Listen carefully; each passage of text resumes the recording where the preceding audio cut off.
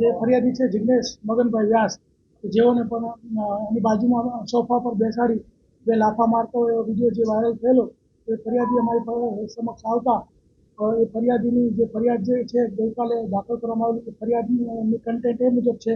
કે તારીખ 15/10/2021 રોજ જ્યારે એની જિગ્નેશ પોતાની જે ઓફિસ છે ત્યાં હાજર હતો ત્યારે ત્યાં નીચેના ભાગમાં જે ચિરાગ ગોટી છે તથા રવિ ભાલ અને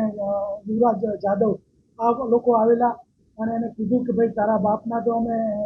પૂરો કરી નાખ્યો છે, હવે તારો વારો છે, ત્યારે દર મહિને અમને 2 લાખ રૂપિયા ખંડણીના હપ્તામાં આપવા પડશે એમ કરીને એને ધમકી કરીને એની પાસે જે પડેલા 10 લાખ રૂપિયા છે એ લઈ ગયેલા. અને ત્યારબાદ ચિરાગ ગોટીને એવું ખબર પડી કે આ ભાઈ જે જિગ્નેશ વ્યાસ છે એ પોલીસમાં ફરિયાદ કરવા જવાના છે, તો ત્યારબાદ ફરીથી તારીખ 24/10/2021 રોજ એની ઓફિસની નીચેના ભાગમાંથી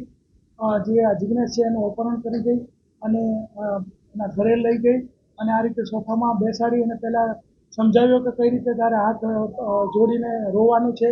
અને સમજાવ્યા બાદ એની બાજુમાં બેસાડી અને 2 લાફા મારી દીધા. તો આના વિરુદ્ધમાં 386, 365, 342, 323 એટલે ખંડણી, અપહરણ અને મારામારીનો જે ગુનો છે એ દાખલ થયો. અત્યારે જે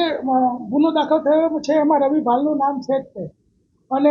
બીજા પણ ફરિયાદી જો એનું નામ આપશે અને ઇન્વોલ્વ હશે તો એના ઉપર પણ કાર્યવાહી કરવામાં આવશે અને એની પણ ડિટેલમાં તપાસ કરવામાં આવશે. બીજું કે શું ધંધાઓ કરી રહ્યા છે એમાં કેટલા ગેરકાયદેસર કૃત્યો છે